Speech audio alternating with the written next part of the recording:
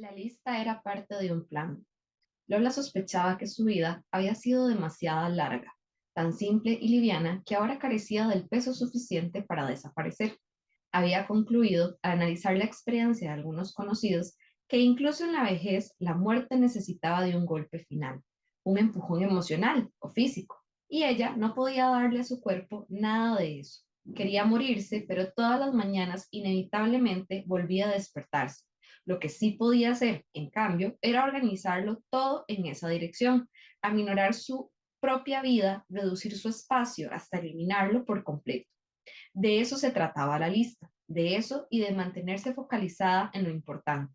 Recurría a ella cuando se dispersaba, cuando algo la alteraba o la distraía y olvidaba qué era lo que estaba haciendo. Era una lista breve: clasificarlo todo, donar lo prescindible, embalar lo importante, concentrarse en la muerte. Si él se entromete, ignorarlo. La lista la ayudaba a lidiar con su cabeza, pero para el estado deplorable de su cuerpo no había encontrado ninguna solución. Ya no aguantaba más de 5 minutos de pie y no solo luchaba con sus problemas de la columna. A veces su respiración se alteraba y necesitaba tomar más aire de lo normal. Entonces inhalaba todo lo que podía y exhalaba con un sonido áspero y grave, tan extraño que nunca terminaría de asimilarlo como propio. Si caminaba a oscuras en la noche, de la cama al baño y del baño a la cama, el sonido le parecía el de un ser ancestral respirándole en la nuca.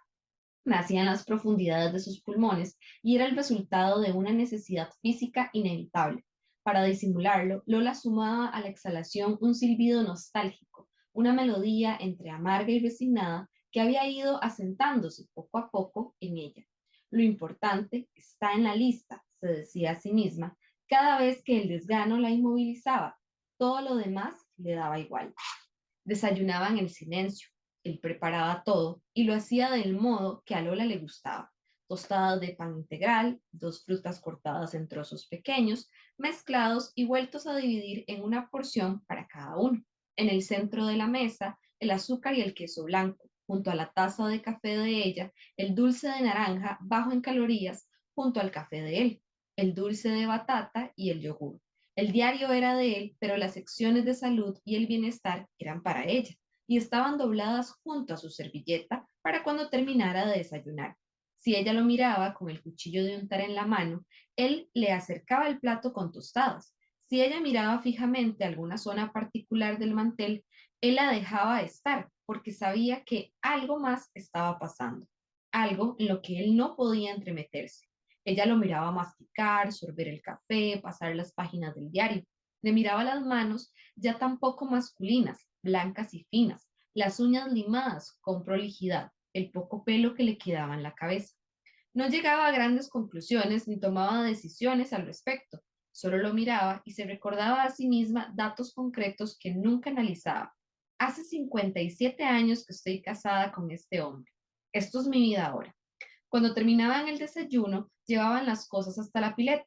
Él le acercaba al banco y ella lavaba sentada. Era un banco que le permitía apoyar los codos sobre la bacha, así que casi no debía encorvarse. Él se hubiera ocupado de todos los platos sin problema, pero ella no quería deberle nada y él la dejaba hacer. Lola lavaba despacio, pensando en el cronograma de la televisión de ese día y en su lista. La llevaba doblada en dos en el bolsillo del delantal de la cocina. Si estaba desplegada, una cruz blanca se dibujaba en el centro del papel. Sabía que pronto empezaría a romperse. A veces, en días como ese, Lola necesitaba más tiempo. Terminaba de lavar y no se sentía preparada para continuar con el resto del día. Así que repasaba un rato la mugre que se juntaba entre el metal y el plástico de las cucharas pequeñas, las piedras de azúcar húmeda en la tapa de la azucarera, la base oxidada de la pava, el sarro alrededor de la canilla. También, a veces, Lola cocinaba. Él la llevaba al banco hasta la cocina y disponía todo lo que ella pidiera. No es que ella no pudiera moverse, podía hacerlo, si algo importante lo justificaba, pero desde que la columna y su agitación lo hacían todo tan difícil, ahorraba esfuerzos para los momentos en los que él no pudiera ayudarla. Él se ocupaba de los impuestos, el jardín, de las compras y de todo lo que sucedía puertas afuera. Ella hacía una lista, otra lista, la de las compras, y él se limitaba a eso. Si faltaba algo, debía volver a salir. y si sobraba, ella preguntaba qué era y cuánto había costado. A veces él compraba chocolatada. Venía en polvo para preparar con leche, como la que tomaba su hijo antes de enfermarse. El hijo que habían tenido no había llegado a pasar a la altura de las alacenas, había muerto mucho antes. A pesar de todo lo que se puede dar y perder por un hijo, a pesar del mundo y todo lo que hay sobre el mundo, a pesar de que ella tiró de la alacena las copas de cristal y las pisó descalza y ensució todo hasta el baño y del baño a la cocina y de la cocina al baño, y así hasta que él llegó y logró calmarlo. Desde entonces, él compraba la caja más chica de chocolatada, la de 250 gramos, la que viene en un envase de cartón, aunque no sea la opción más económica. No estaba en las listas, pero era el único producto sobre el que ella no hacía comentarios. Guardaba la caja en la alacena superior detrás de la sal y las especias. Era cuando descubría que la caja que había guardado un mes atrás ya no estaba. Nunca lo veía usar la chocolatada en polvo. En realidad no sabía cómo terminaba acabándose, pero era un tema sobre el cual prefería no preguntar. Comían productos sanos elegidos atentamente por Lola frente al televisor. Todo lo que desayunaban, almorzaban o cenaban había tenido alguna vez su publicidad anunciando vitaminas, bajas calorías o ausencia de ingredientes transgénicos. Las pocas veces que ella le encargaba un producto nuevo, lo buscaba después entre todas las bolsas y lo estudiaba junto a la ventana, a la luz natural. Estaba al tanto de qué debía o no contener un producto sano. Había buenos médicos y nutricionistas alentando de esto a la gente por televisión, como el doctor Peterson del programa de las 11. Si Lola encontraba algo sospechoso o contradictorio en las publicidades, llamaba al número de atención al cliente y pedía hablar con algún responsable. Una vez, a pesar de que con sus quejas no logró que la empresa le devolviera su dinero, recibió al día siguiente una caja con 24 yogures de crema y durazno. Ya habían comprado los yogures para esa semana y las fechas del vencimiento les parecieron demasiado cercanas. Abría la heladera, veía los yogures y la angustiaba la cantidad de espacio que ocupaban. No se los comerían a tiempo, se echarían a perder y no sabía qué hacer con ellos. Se lo comentó varias veces a él y le explicó las complicaciones, esperando que él entendiera que había que hacer algo al respecto, algo que ya no estaba a su alcance. Una tarde el problema la sobrepasó. No sucedió nada en particular, simplemente entendió que ya no podría abrir la heladera y ver que los yogures seguían ahí. Merendó café solo y aún más tarde se sintió secretamente avergonzada por el enojo. Todavía la indignaba no tener expectativas de ningún tipo de solución, ningún recurso propio para luchar. Cuando al fin él se llevó los yogures, ella no preguntó nada. Movió un banco hasta la ladera, donde trabó la puerta abierta y sentada, silbando apenas en los movimientos bruscos para disimular los ronquidos de su respiración, aprovechó para limpiar los estantes y reorganizar un poco las cosas que quedaban. No solo estaba lo que sucedía en los noticieros, ella podía saber mucho del mundo desde la ventana de la cocina. El barrio se había vuelto peligroso, más pobre, más sucio. En su calle había al menos 3 casas deshabitadas con el pasto crecido y los jardines delanteros llenos de correo estropeado. De noche solo funcionaban las luces de las esquinas, que con la sombra de los árboles alcanzaba para muy poco, y había un grupo de chicos jóvenes, seguramente drogadictos, que se sentaban casi siempre en el cordón a metros de su casa y se quedaban ahí hasta la madrugada. A veces gritaban o tiraban botellas. Unos días atrás jugaron a correr de una punta a la otra de su reja, haciendo sonar el hierro como un xilofón, y esto último fue de noche, a la hora en que ella intentaba dormir. Desde la otra cama, ella le chistó varias veces para que él hiciera algo. Él se despertó y se sentó contra su cabecera, pero no salió a decirles nada. Se quedaron en silencio, escuchando. Van a rayar las rejas, dijo ella. Son solo chicos, chicos rayando nuestras rejas. Pero él no se movió de su cama. Era evidente que el tema de las rejas estaba relacionado con la llegada de los nuevos vecinos. Una semana atrás habían ocupado la casa lindera a la suya. Pararon con una camioneta desvencijada que estuvo frente a la casa, con el motor encendido, casi 15 minutos antes de que nada nuevo pasara. Lola dejó de hacer lo que estaba haciendo y esperó que ese tiempo junto a la ventana se decía a sí misma que tenía que actuar con precaución. nada certificada, viendo las características de la nueva familia que hubieran comprado o alquilado la casa.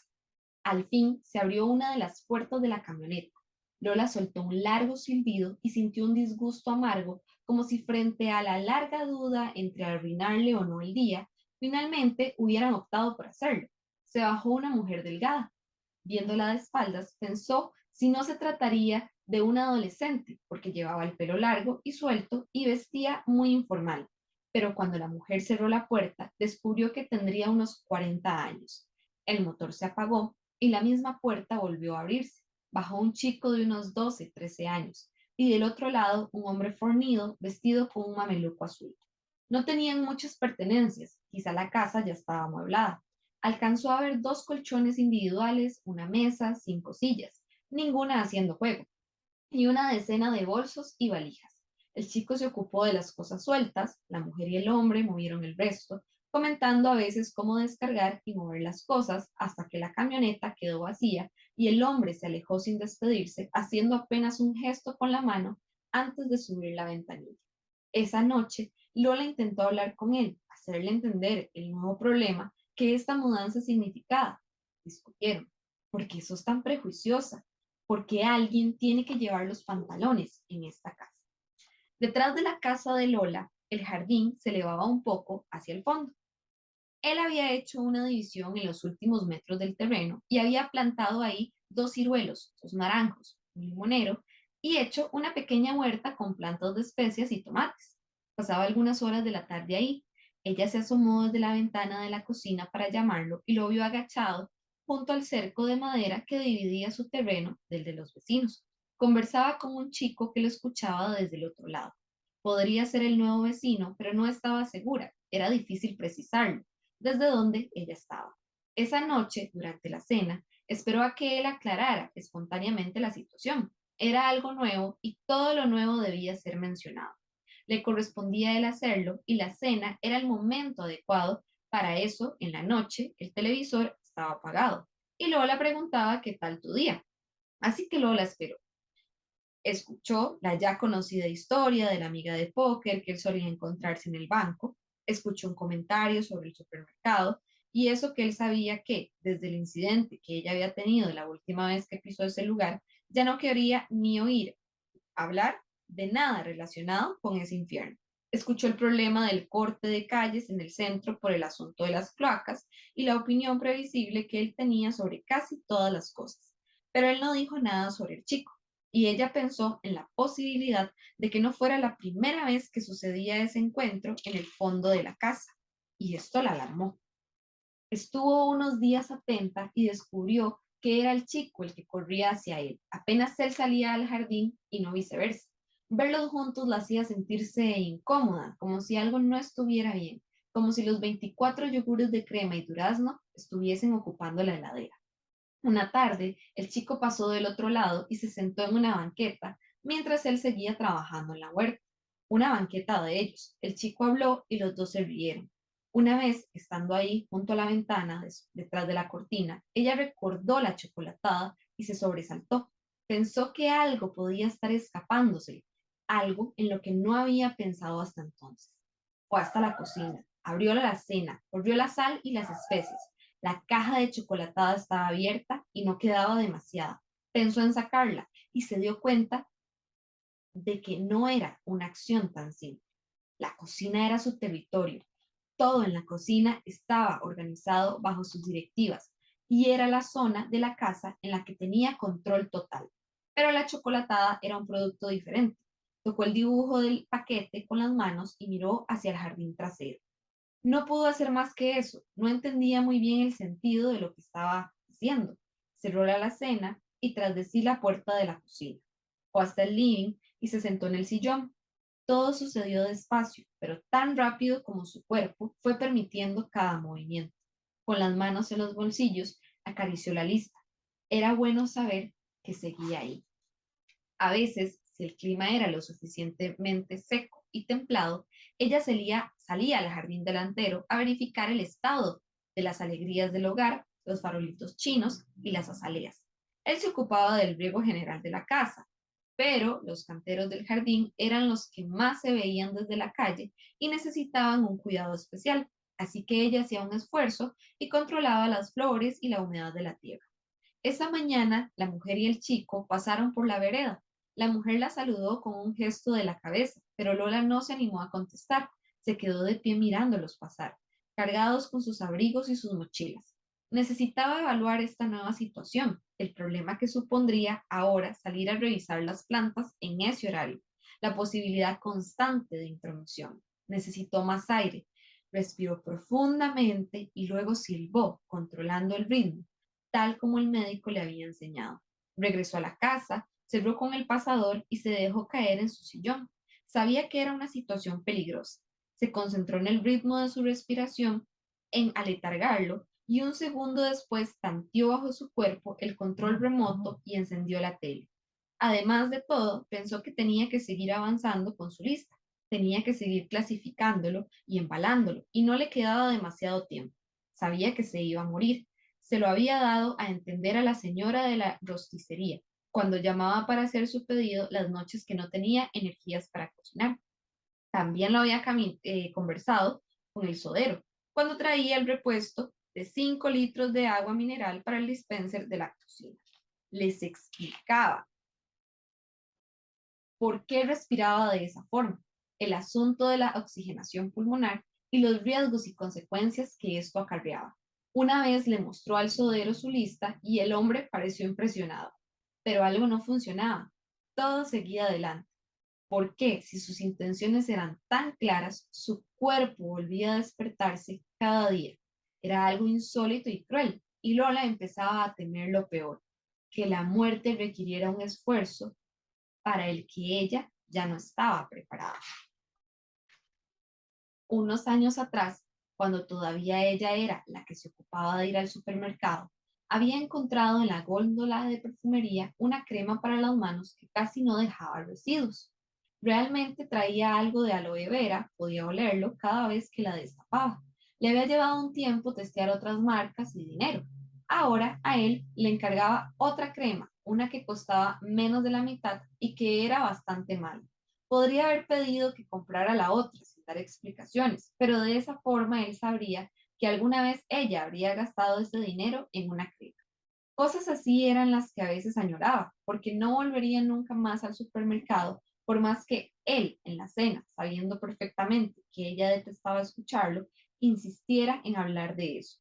No después del incidente, no después de esa tarde nefasta en el supermercado. Era una de las pocas cosas que recordaba con claridad y la llenaba de vergüenza. Él también lo recordaría. ¿Sabría solo lo que vio al llegar? ¿O con el tiempo los testigos se lo habrían contado todo? Miró el reloj y vio que eran las 3 de la mañana. Él respiraba en la cama de al lado. No roncaba, pero su respiración era profunda y la distraía. Y Lola supo de inmediato que no podría volverse a dormir. Esperó un rato despierta hasta sentir la fuerza suficiente. Se puso la bata hasta que fue al baño y se quedó sentada en el inodoro un buen rato. Pensó en algunas cosas que podría hacer, como lavarse la cara o los dientes o cepillarse el pelo, pero no entendió que no se trataba de nada de eso. Dejó el baño y fue hacia la cocina, cruzando el pasillo sin encender las luces, adivinando la biblioteca de las National Geographic de él y la cómoda con sábanas y toallas. Fue hasta la puerta de entrada y se preguntó qué habría, para qué habría ido hasta ahí. En la cocina buscó los fósforos y encendió una de las hornallas. Después la apagó. Encendió el tubo de luz que había bajo las alacenas superiores y abrió algunas puertas para asegurarse de que las provisiones estuvieran al día. Corrió las especias y ahí estaba la caja de chocolatada nueva, sin abrir. Sintió su respiración apenas alterarse y sintió más que nunca que debía hacer algo, pero no alcanzaba a entender exactamente qué. Se apoyó contra la mesada y respiró con calma. Afuera, el jardín delantero estaba a oscuras. Uno de los faroles de la calle se había quemado. Se veía el coche y en la vereda de enfrente las luces de los vecinos estaban apagadas. Una sombra se movió en la calle y unos segundos después, en su jardín, tras el árbol que hay frente a la cocina, Lola controló su respiración.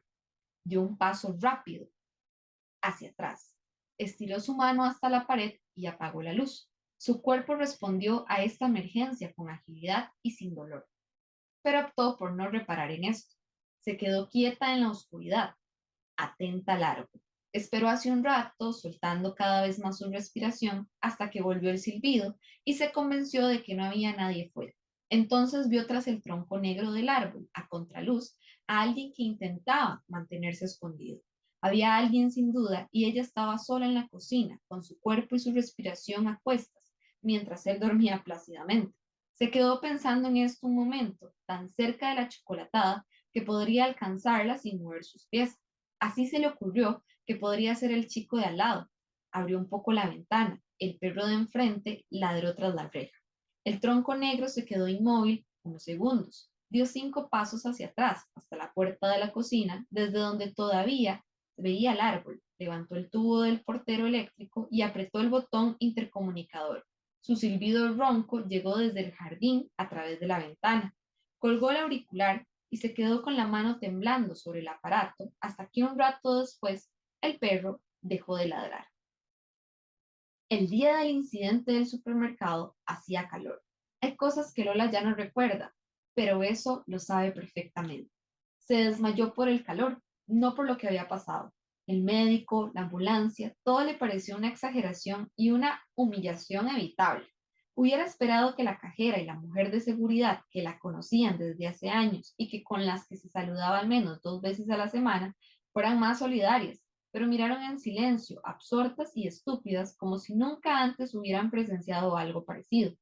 Clientes que conocía de vista y algunos vecinos la vieron en el piso y luego en la camilla. Ella no era conversadora, no tenía una real amistad con ninguna de esas personas, ni hubiera querido tenerla realmente.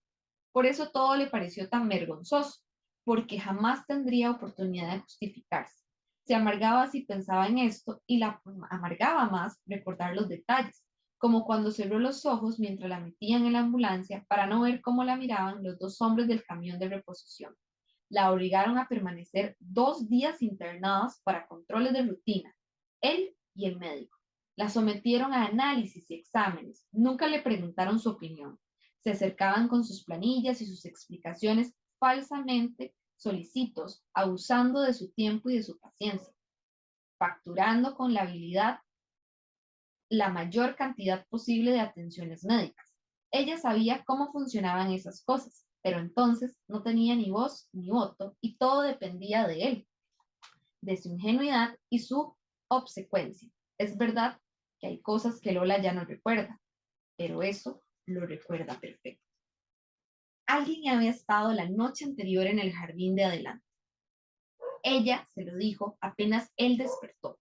Se había quedado dormida frente al televisor mudo y ahora 2 mujeres preparaban pollo en una cocina amplia y luminosa. Su sillón solía parecerle bastante cómodo, pero esa vez no le había funcionado bien. Le dolía el cuerpo y le costaba moverse. Él no le preguntó si había dormido ahí ni qué había pasado, pero quiso saber si había tomado sus pastillas. Ella no contestó. Él fue por el pastillero y se lo alcanzó junto con un vaso de agua. Se quedó mirándola hasta que ella terminó de tomarlas. Después del último trago, ella dijo: te digo que alguien estuvo anoche en el jardín. Deberías revisar que todo esté bien. Él miró hacia la calle. ¿Estás segura? Lo vi detrás del árbol. Él se puso la campera y salió. Ella lo siguió desde la ventana. Lo vio caminar por el sendero de troncos que va hacia la reja, detenerse a la altura del árbol y mirar desde ahí hacia la calle.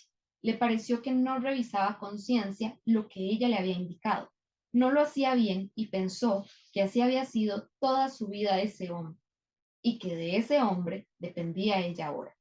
Levantó el tubo del intercomunicador, el del living junto a la puerta, y escuchó en el portero eléctrico de la calle su propia voz. En el árbol, en el árbol. La vio dar unos pasos hacia el árbol, pero no se acercó lo suficiente. Miró alrededor y regresó. Deberías volver a ver, dijo ella cuando él entró.